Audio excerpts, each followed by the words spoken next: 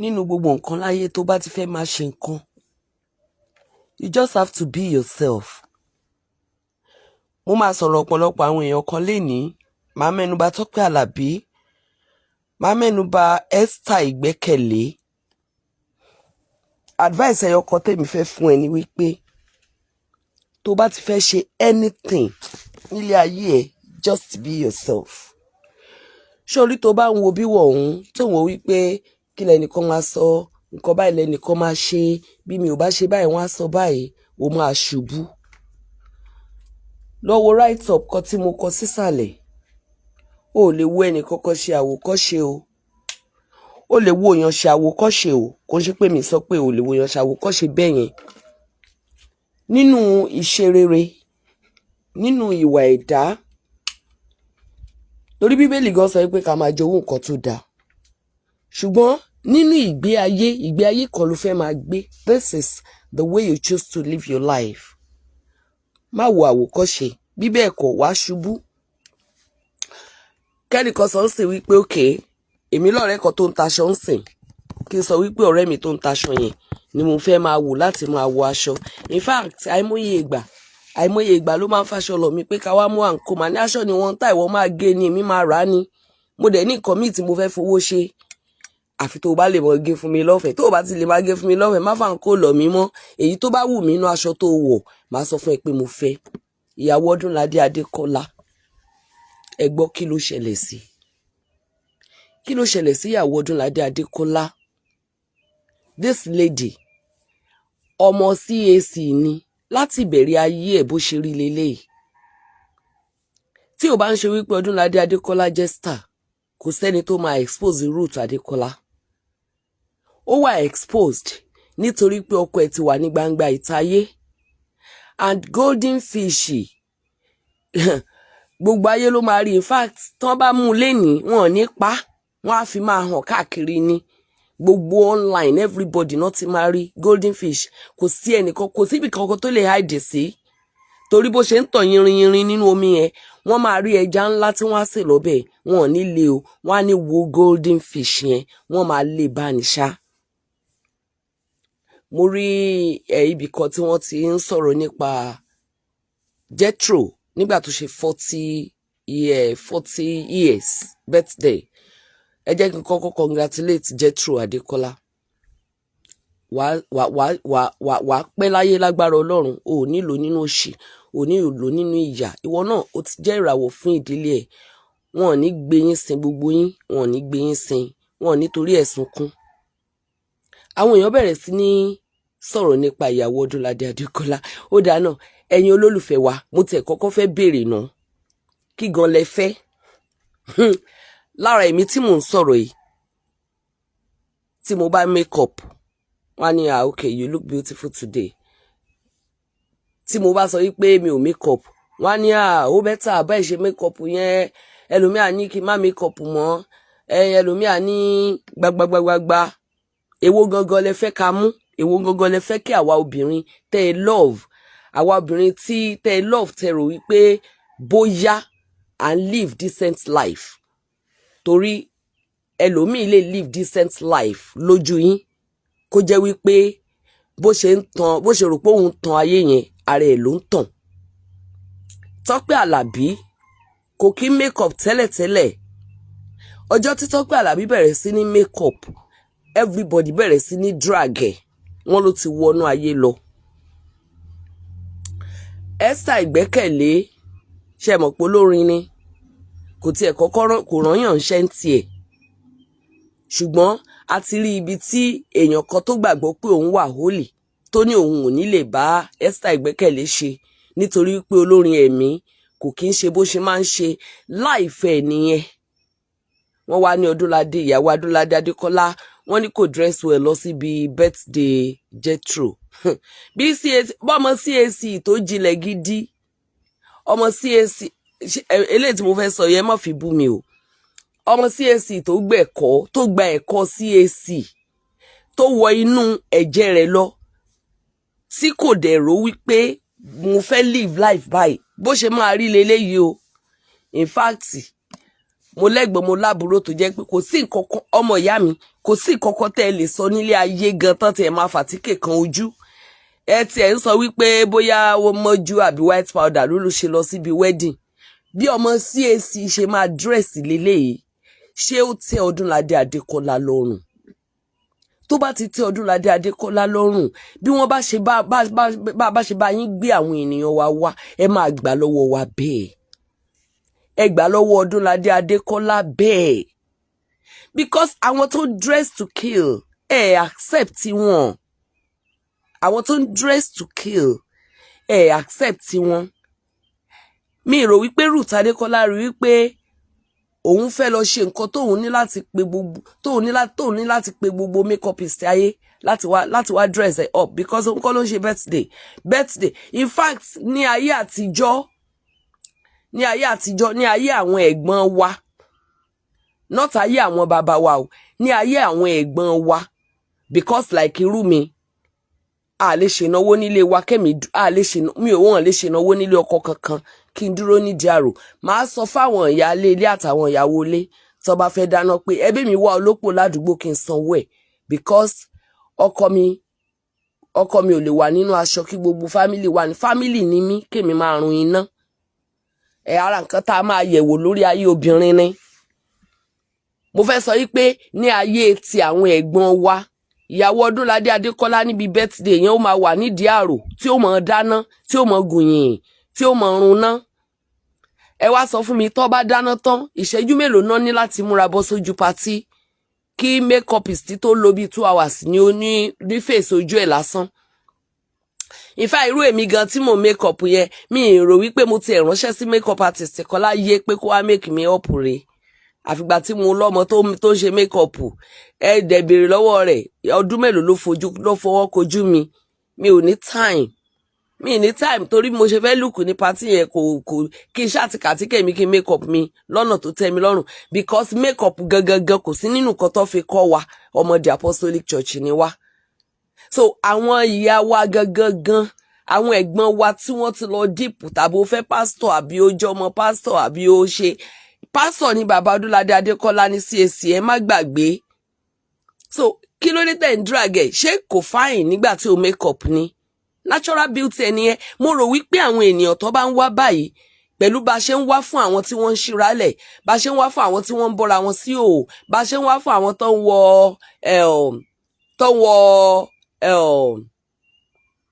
kí ló ń pè stream pint àbí kí la máa pè stream truck tó ń wọ̀ ní online bá ṣe ń wá fún wọn mo rò pé tá a bá rí ẹni tó rọra tó wà níwọ̀ntúnwọ̀nsì báyìí mo rò pé ó yẹ ká admire ẹ̀ because nínú àṣà wa gbogbo makeup tá à ń ṣe yẹn pàápàá ṣó wà nínú àṣà wa ni nígbà táwa fẹ́ jájú oge tá a bẹ̀rẹ̀ tá a tí ní kó tó di wípé Ọlọ́run pèsè owó sweet 16 ṣe mọ̀ pé sweet 16 ó kù ìkan tá a máa ń kùn nígbà yẹn sunlight kọ́ lórúkọ powder yẹn tó wà nínú agolo báyìí tó náà nídèérí tá a máa fi ọwọ́ yí ó ní àwọn powder táwa tiẹ̀ kọ́kọ́ gbọ́júmọ̀ nílé ayé wa 616 àti sunlight ó dàbí sunlight ní second one yẹn 616 lèmi máa ń rà bí kí n dẹ̀ tó rà á mo máa rewó èlò náà tà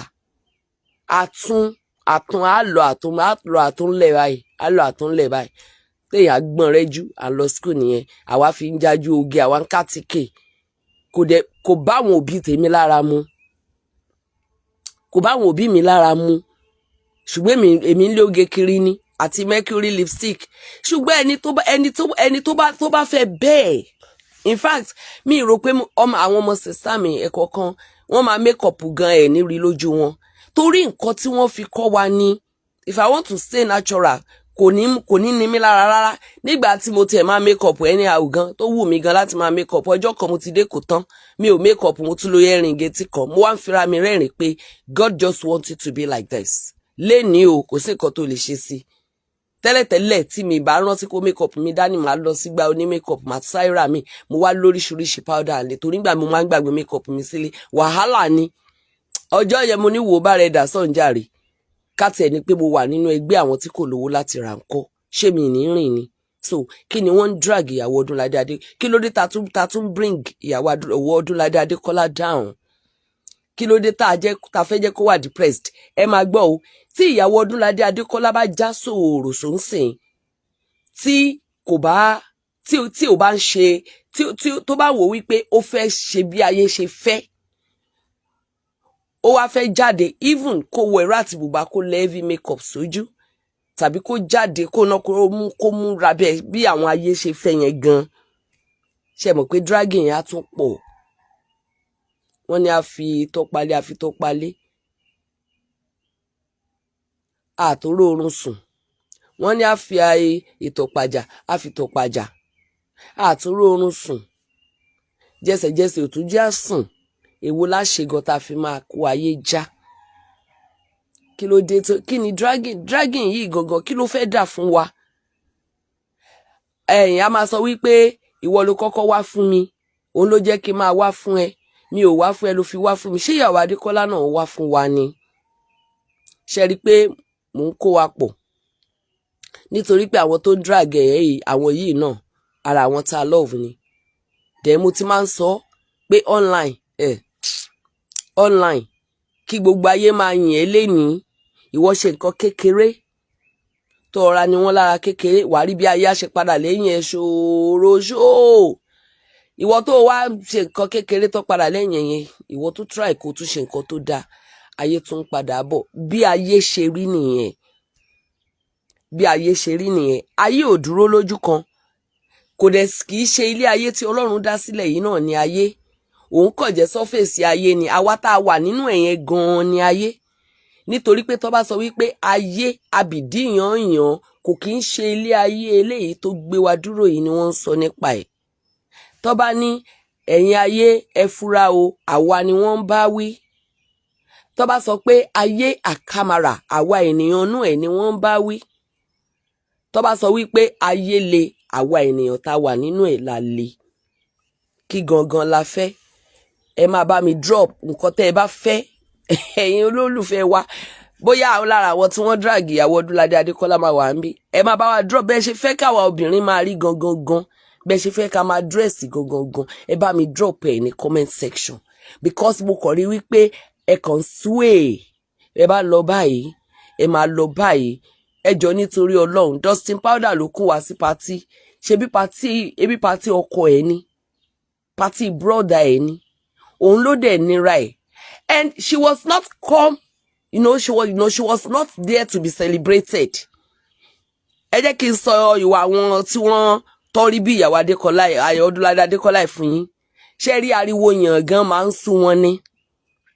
Ṣé ẹ ti rí Ìyàwó Odunlade Adekola ní online tó ń ṣe yànyàn rí ṣá?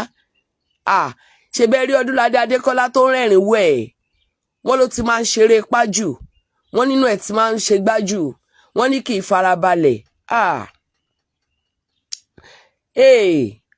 Aláwàdà tí ilé ń gbóná mọ́, ìgbà tó bá fẹ́ ní action, tó bá fẹ́ ṣe iṣẹ́ ẹ̀ lásán nínú ẹ̀ máa dùn. I'm talking to you out of experience. Tó bá jókòó pẹ̀lú àwọn ènìyàn tó jẹ́ tiẹ̀ gangan, ó ń sun ẹkún. Aláwàdà ń sun ẹkún. Tí wọ́n máa sọ wípé ẹ jẹ́ má ṣe bẹ́ẹ̀, ẹ jẹ́ má yẹ káwọn fans yín rí yín. Ẹ jẹ́ já wá solution. Ẹkún tá mí kanlẹ̀ ta lágbájá téèyàn bá fẹ́ divorce, kí ni nǹkan téèyàn máa ṣe?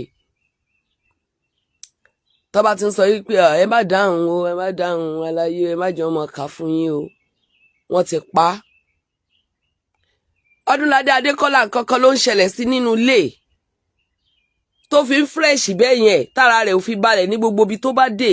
Nǹkan kan ló ń ṣẹlẹ̀ sí nínú ilé tí ń fò kiri tó máa wà ní location tára rẹ̀ ò balẹ̀. Nǹkan tó kọ́kọ́ mú Odunlade Adekola tí gbogbo àwọn artist yẹn tó fi accept ẹ̀ nìyẹn.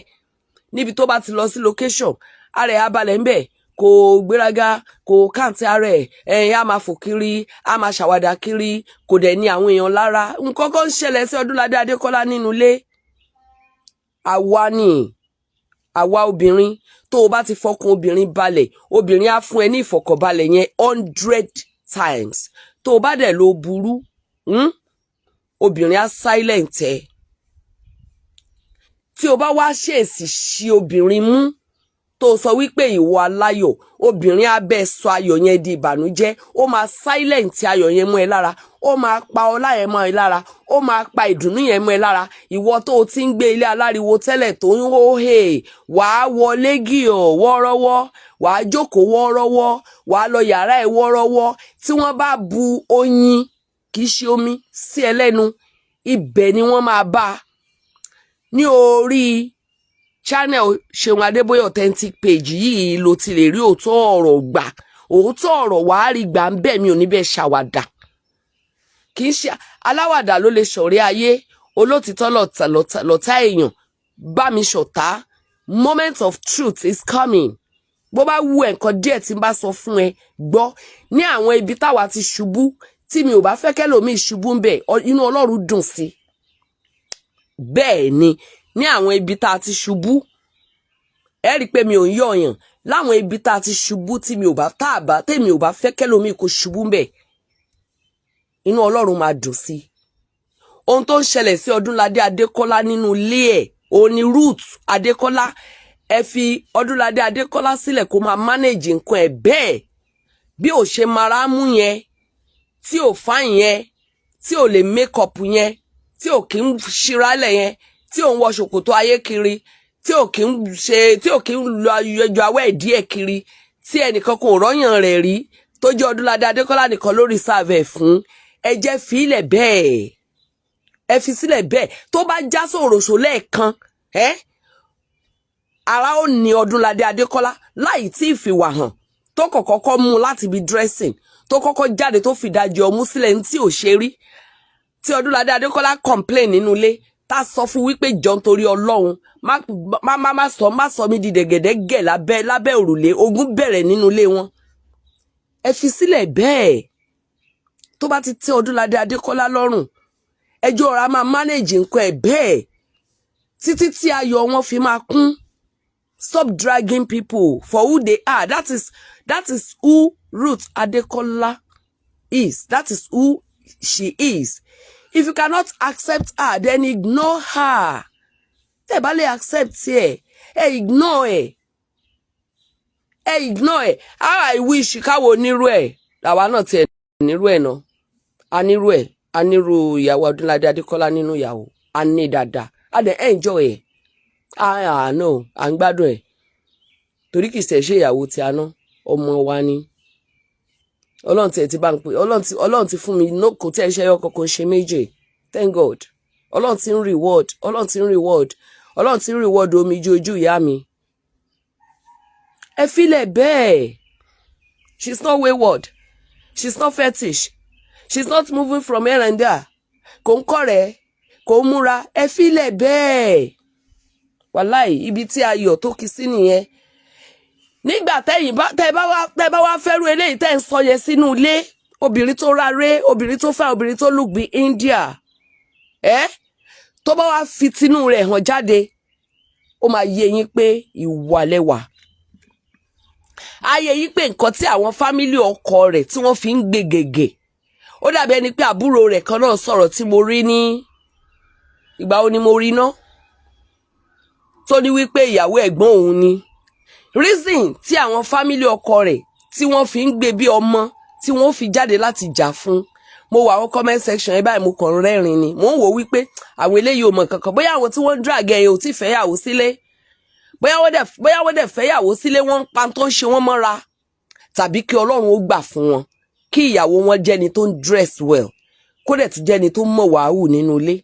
Tó o bá mú opposite ìyàwó Odunlade Adekola, wàá mọ̀ wípé ìwà lẹ́wà. Ẹ rọra máa drag àwọn èèyàn. Ẹ rọra máa drag àwọn èèyàn to depression. Òun tún believe ń sìn wípé òun tiẹ̀ tún ọ̀ra moderate. A tún wá bára ẹ̀ ní online. A tún rí tó ti ju òun sókè tó ti jù mọ́lẹ̀ pọ̀. Kò wá fún yàn. Why tí wọ́n ń wá fún báyìí? Ẹni tó bá wá fún wa ni ẹjẹ́ á máa wá fún. Àbí ó ṣe nǹkan táwọn èèyàn sọ nìyẹn, mi ò wá fún ẹ o, ìwọ ló wá fún mi, ṣé mo dọ́dọ̀ ẹ, ìwọ ló kọ́kọ́ wá fún mi, torí pé mo wá fún mi ni mo ṣe wá fún ẹ. Ìyàwó Odunlade Adekola ò tẹ̀ ṣe tẹ̀ rí wípé èmi tí mo máa ń sọ wípé òkè o, ẹ má ṣe báyìí. Wọ́n yìí lè rí bí ẹni pé mo ti wá fún yàn, even if I don't mention people's name. Even if I said, okay, I'm not a fracas, I'm not a fracas, ṣé fracas la máa pè? I'm not a fracas, torí mo wà nínú dictionary mi ò rí. But mo rí pé there is a term given to the bloggers. I'm not a blogger, I'm not a fracas, I'm a broadcaster. Mo sì ti tabá àwọn ènìyàn tó lè wò pé ṣé mi ló ń bá wí láti wá fún mi. But Ni.Iyawo Odunlade Adekola never did such. So why coming out for her? Why bringing her there? File ẹjọ́ máa wégele ẹ̀kẹ́ jẹ́ búbí ìgèlè mọ́ mi báwọn.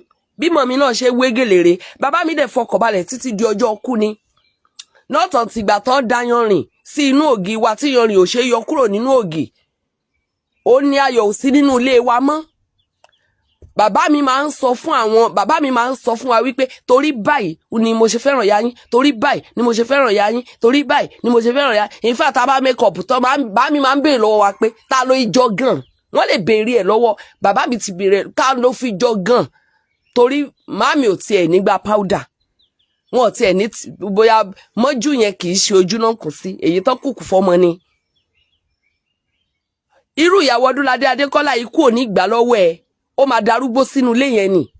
A di arúgbó. Àwọn ọmọ ẹ̀ náà, ṣe rí àwọn ọmọ ẹ̀ náà, wọ́n á wá díṣẹ́ ṣe pé mò ń sọ̀rọ̀ nípa ọmọ wa tí àwọn ènìyàn bẹ̀rẹ̀ sí ní drag, kò ń ṣe wedding, kò ń ṣe virgin, ìyẹn Priscilla Ojo, kò ń ṣe virgin, ṣe virgin máa ń dress báyìí. Rárá, wọ́n mo sọ fún yín pé environment tí Priscilla dàgbà sí, bí wọ́n ṣe ń dress ní environment yẹn ló máa adapt.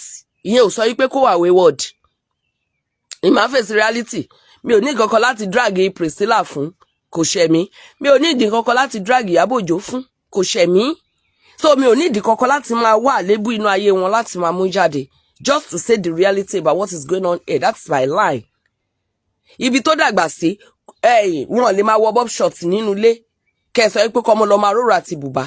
Priscilla Ojo ó lè bá nírò àti bùbá láyé. Àfi tí wọ́n bá sọ pé ibi tó fẹ́ lọ yìí, ìró àti bùbá ni kó faṣọ ìran kó máa kán. Àkọ́kọ́ ni ó máa rọ́jú ni. Ó máa rọ́jú ni. Nítorí níbi tó dàgbà sí, ibi tí akọ ló gbọ́njú bá. Bẹ́ẹ̀ ni. Ẹ lè bímọ sílùú òyìnbó náà. Kẹ́ni kó a máa dress bí arọ́ di òun. No, kò possible. Kò possible. Dẹ̀ lè bímọ sí north. Rí wípé dressing Hausa tó bá jí ọkùnrin, dressing Hausa máa pọ̀ nínú torí tó ń rí lójoojúmọ́ ni. Ìyẹn ò sọ wípé kò náà bẹ̀rẹ̀ sí ní ṣe nǹkan tí wọ́n ń ṣe ní north tí ò bá bálànà Ọlọ́run mu. Wọ́n lè bí ọmọ Hausa sílẹ̀ Yorùbá, ṣe bí ọmọ òyìnbó kan ló káàkiri tó sọ pé ilẹ̀ Yorùbá ni wọ́n bí òun sí yẹn. Rí pé gbogbo òṣì gbogbo everything bí Yorùbá ni. Ó fẹ́ràn èdè Yorùbá gan, ó fẹ́ràn láti máa sọ èdè Yorùbá ju èdè òyìnbó lọ. Ìyẹn ò sọ wípé bí àwọn ìwà kan bá wà nínú Yorùbá tó jẹ́ pé abínibí tá ń hù kó wá jẹ́ wípé ó máa transfer sínú ara ẹ̀. No, ṣùgbọ́n àṣà àti ìṣe wa ó máa wà lára ẹ̀. Mo sọ wípé ọmọ yẹn ó máa ní respect gan, torí mo máa ń rí pẹ̀lú àwọn artist. Àwọn ìbọ̀wọ̀ fún eléyìí tó bá rí láàrin wa, òyìnbó ń dọ̀bálẹ̀, mo sọ ọ̀pọ̀ ọmọ yẹn lè dọ̀bálẹ̀. Ká wá fi gbogbo yẹn sílẹ̀. Dressing, rí wípé ó máa admire dressing Yorùbá because nǹkan tó ń rí lójoojúmọ́ ni. Even tó bá lọ sílùú wọn, á fẹ́ tún gbé dressing lẹ Yorùbá lọ kí wọ́n rí wípé òun yàtọ̀. Dressing yẹn ò dẹ̀ jọ àwa lójú. Ibi tó ọmọ bá dàgbà sí ni. Lè bí ọmọ níbi tí ìyá ti ń jí. Neighbor mi kan wà. Neighbor yẹn, owó mi ni wọ́n gbé. Owó mi ni mo sure mi ò fi bo. Owó mi ni wọ́n gbé tí wọ́n rọrùn torí mo sọ fún ìyá ẹ̀ wípé owó ti tèmi tí ọmọ ẹ gbé yẹn tó bá fi jẹun má fi tọ́jú oyún inú ẹ nítorí pé ó léwu because mo mọ bí tí owó yẹn ti wá. Mi ní sọ story yẹn. They can come across it and come for me. I don't care. Níbi tí ìyá tí wọ́n tó ti ń dáná iléyá ní ẹ̀gbẹ́ ilé wa. Tó dáná iléyá lẹ́gbẹ̀ẹ́ ilé wa. Tí woman yìí dẹ̀ rán ìkan nínú ọmọ rẹ̀ pé kó lọ gbé gbogbo ìfun ẹran wá. Wọ́n dẹ̀ da ìfun ẹran lódidi. Wọ́n gbé ìfun ẹran tíketíke lódidi. Ìfun ẹran, wọ́n gbé odidi ìfun ẹran lódidi. Ìkan lára àwọn ọmọ ọkọ ẹ̀, wọ́n bá ríṣẹ́ sí gbági. Níbi tí ó jẹ́ pé kò sí wà, wọ́n bá ríṣẹ́ sí gbági. Mo ń gbé area ọ̀dọ̀ mi ò jìnnà sí ọ̀dọ̀ bàbá Dẹ́rùpọ̀kọ̀ nígbà yẹn. àwa àti bàbá Adérùpọ̀kọ̀ máa yàdọ̀ mi tájọba lọ ṣe fàájì. So tí bàbá Adérùpọ̀kọ̀ bá come across ẹ̀, ó ṣeéṣe kó ti mọ ibi tí mò ń bá wí. Ọmọ yẹn ẹni tó ń ṣe láàánú, tó ń fún lówó, tó láìkí ẹ̀, tó mú bí ọmọ yẹn máa jí gbogbo nǹkan ìgbà ìyá yẹn wálé ṣáá ni. Ọmọ tí ó rán wá sínú ilé ti tèmi pé kó wá jí mi lówó gbé, èmi dẹ̀ fẹ́ràn ọmọdé. Mo fẹ́ràn ọmọdé gan, ó ti wà lọ́dọ̀ mi, ó ti dúró, ó dẹ̀ ọ̀rá wọnú ilé mi, ó dẹ̀ gbé gbogbo owó yẹn, ó dẹ̀ gbé lọ. Mo dẹ̀ mọ̀ pé òun ló gbé. Tó bá wá jí nǹkan yín gbé, ìyá wọn máa jáde ni, ó máa fèsì yín bí akọni ẹlẹ́rù. Wọ́n mọ̀ wípé wọ́n ní ẹnìkan tó jẹ́ olùgbèjà tó, òun gan ló máa sọ wípé tẹ̀lé ó ṣẹ̀ṣẹ̀ ti ibi ìnáwó dé ni, ó máa gbówó bọ̀. Èmi dẹ̀ sọ fọ́lọ́run pé kó lọ gba owó ti tèmi wá. Mi ò sọ pé kó kó wá fún mi ní cash, ṣùgbọ́n mo bó ṣe gbà. Wàláì wọ́n san times 20. Tá bá come across this video, I don't care, because mo sọ fún wọn owó tèmi tó gbé yẹn òróró ni, ó máa bá gbọ́ bẹ̀ jẹ́. It's better má tiẹ̀ jẹ́ nínú oyún bá dẹ̀ fi tọ́mọ. Ẹ má dẹ̀ lọ nínú ìgbéyàwó yìí kí ìgbéyàwó yín ó lè dúró. Ohun tí mo sọ fún wọn nìyẹn. Ọlọ́run dẹ̀ wọnú ibẹ̀ lọ bá mi gbowó mi wá. Mo kàn sample wọn kàn mọ̀ wípé Ọlọ́run bẹ síbẹ̀síbẹ̀, àti wípé ìwà búburú ò dá. Tí n bá dẹ̀ mú orúkọ wọn jáde kúrò nínú fúláàtì mi, kọ́lọ́run ó máa ṣèdájọ́ láti ìsìn yìí lọ kílẹ̀ tó ṣú, kí n dẹ̀ rọ́wọ́ rẹ̀ sí òdì. Mo fẹ́ mórúkọ wọn lọ, mi ò mórúkọ wọn jáde kúrò nínú fúláàtì mi. Mi ò dẹ̀ títorí wọn gbé pẹ́rẹ́gì àdó àkánú. But I told God, no, I want them to know. Tó bá ń jalè fún gbogbo àdúgbò tó, mo fẹ́ kí wọ́n tiẹ̀ rọ́wọ́ ìkan. Wọ́n dẹ̀ rọ́wọ́ ẹ̀. Wọ́n rí, even tó bá natural, ó bọ́ sásìkò. So wá lè sọ wípé ọmọ máa dàgbà nínú irú environment yẹn, kẹ́ni kò ní jalè. Irọ́ lẹ pa. Ọmọ kékeré tó kéré nínú ọmọ àwọn ọmọ yẹn. Ọmọ yẹn dẹ̀ tó lọ gbé ọ̀dọ̀ èèyàn. Á dẹ̀ jí oúnjẹ ní ẹbù. Á lọ pàdé ẹ̀ níbì kan. Àwọn tó jú ń pọ́n tó yẹ kí wọ́n dúpẹ́ pé ara ẹni bá wa tọ́mọ. Ìyá ẹ̀ á dẹ̀ lọ pàdé ẹ̀ níbì kan. Á dẹ̀ gba oúnjẹ lọ́wọ́ rẹ̀. Á tún dá padà sílé, tó bá tó rówó kó jí, gbogbo tó bá rí kó jí. Ọmọ ò ní dàgbà sínú environment yẹn. Kẹ́ sọ wípé kò ní ya gbé wèrè. Má jẹ́ ń dárúkọ pásítọ̀lì, àwọn náà ní family tó lè come across video yìí. Wọn dẹ̀ ní like wípé wọ́n ń borúkọ ẹbí wọn jẹ́. So that is just my take, and that is my advice for today. Ẹni tó bá ti wá, accept ẹ̀ bó ṣe rí, láìfẹ́ nìyẹn. Ṣé a tún fẹ́ máa change life ara wa ní online ni? Leave this woman alone. She has been herself all this while. Mi ìmọ̀ wá ẹ̀ nínú ilé o, ṣùgbọ́n ká ní pé ní online la fẹ́ máa sọ̀rọ̀ ni. A máa sọ wípé gẹ́gẹ́ bí ìyàwó ilé gan, she's better than irú àwa yìí. Bẹ́ẹ̀ ni, she's better than irú àwa yìí, because you will not see her coming online, do all sorts, dancing online, doing anything online. She doesn't do it. Kò expose ara ẹ̀ rí. So in that area, she's better than me. Mi ò mọ̀ wá rẹ̀ tí ń hù nínú ilé o. Èmi náà mọ̀ wá tí mò ń hù nínú ilé. But ká sọ̀rọ̀ nípa online appearance, she's better than me. Èmi gangan Ṣeun Adébóyè. She's better than me. Torí lọ́pọ̀lọpọ̀ ìgbà, èèyàn máa ń fẹ́ ẹni tí ò kí ń ṣe internet person. Tó yẹ pé ó máa accept ẹ̀ lọ́wọ́ èèyàn. Tó bá jẹ́ ilé tí wọ́n ti accept ẹ̀ ni, bàbá ńlá wàhálà nírú obìnrin yẹn ń fèsì nínú ilé. Á dẹ̀ bàbá yín ṣe nǹkan ní online tẹ́ bá máa accept ẹ̀. Dẹ̀ nímọ̀ pé ilé rẹ̀ ti ń dàrú bẹ́ẹ̀ ṣe ń admire yẹn. A lot of things. Ohun tí mo ṣe pé ètò ìlú gángan yẹn ní ìlú gángan nìyẹn. Ohun tó kọjú sẹ́nìkan, ẹ̀yìn ló kọ sẹ́lòmíì. It is well with everybody. Good morning once again. So let me appreciate the people that commented. Mudazola. Okay, Saturday night ni Ni.Iyawo Odunlade ni àbúrò Odunlade Adekola ṣe bẹ́ẹ̀ ni Saturday night. Sunday ni mo ti rí. Sunday ni mo rí. Ademola Adediran. Morning my very wonderful friend and brother. Friend Elin Ayodele. You are too beautiful too. You are beautiful too. Thank you so much. Friend Ọlọ́runfẹ́mi. Ó dàbí ẹni pé ẹ̀yin ń lo ọwọ́ torí kíní ò fẹ́ lọ òkè o. Friends Olúfẹ́mi Ọláyínká Àjàyí, good morning. Friend Stella olórúkọ mi Zion Finger. Kí ló tí mi rántí Zion Finger yẹn gbà tèmi tiẹ̀ fẹ́ mọ orúkọ, mo like orúkọ yẹn gan. Ṣé mo lè jí báyìí? Tí bá jí wọn ní pè mí lólè, mo mà like ẹ o. Zion Finger, I love it. Ìwọ kìíní sún sókè náà, mo like orúkọ yẹn. Wọ́n ní sister ṣìwọ̀n káàárọ̀, it's unfortunate ibi tá a bára wa ó lágbára. What's anybody's business how a decent married woman chooses to dress? Àwọn ni wọ́n ládégún. Àwọn ni wọ́n ládégún. Ìwọ kìíní má ṣe bẹ́ẹ̀. Àwọn ni wọ́n ládégún. Some women ended up with BBL, tummy talk, bleaching and pacing all their body because of throw. Wàhálà kìí ṣe mi. Nígbà ẹnìkan ní mi kì ń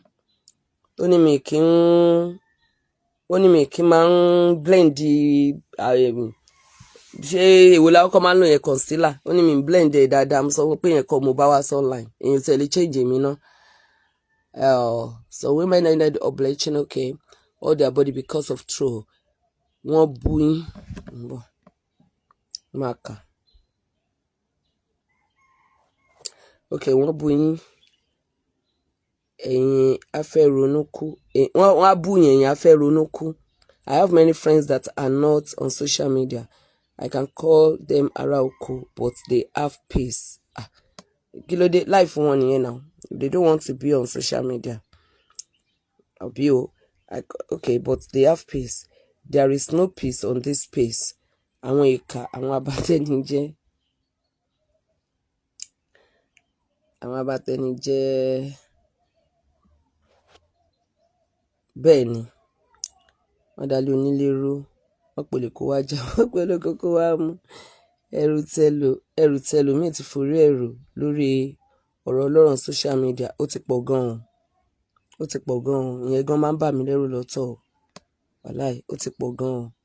Ṣùgbọ́n ní ti family ilé, I don't think they can have any problem. Because Christian family ni wọ́n. Christian family ni wọ́n. But they have peace. There is, okay, sorry. Mo like yín o. Writer ni, èmi gan lè kọ nǹkan kú. Ó ti rọrùn lọ́rùn social media. Àfi kó lọ bí Ọlọ́run. Bẹ́ẹ̀ ni o. Fremayowa Ọláìtàn. Ṣé Fagbure ni? Okay. Ẹ káàárọ̀. Thank you so much. Good morning. Ọmọládé Samson, good morning. Ojúmọ́ ire Ọmọládé Samson.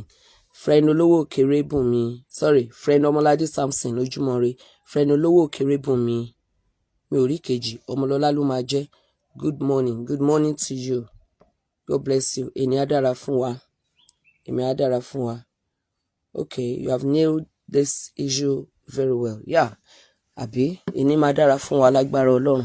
Ọlọ́run á wà pẹ̀lú wa. So advice to Ni.Iyawo Odunlade Adekola, please be yourself. Be yourself. Just laugh it off. Just smile about it. And believe that trolling, àwọn opposite comments yẹn, see it as if they are seeing Jesus in you. Bẹ́ẹ̀ni, ọmọ Ọlọ́run tó tọ́ lọmọbìnrin yìí, ilé rẹ̀ ò ní dàrú, ayé rẹ̀ ò ní bàjẹ́, Ọdúnládé ò ní kúkú yà, lágbára Elédùmarè. Ìdùnnú wa ni wọ́n ní dìbànújẹ́ fún wa. Fẹ́ kó lọ, it's not your portion. Lórúkọ Jésù Kristi. Bí mo ṣe fẹ́ kórí fún yín, kórí fèmi àti ìdílé mi bẹ́ẹ̀. God bless you. Ó dàárọ̀.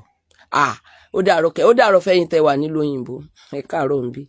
Àbágo mélòó ló lù lọ́dọ̀ wọn? Àwọn gan mà tẹ̀ ti wà láàárọ̀. Ẹ wò ó dá ẹ ṣá káàárọ̀ everybody. Friend Razaki Eniola, good morning. Thank you so much everybody watching. Kò easy láti ra data nsìn. Ọlọ́run á máa bá mi pèsè fún yín.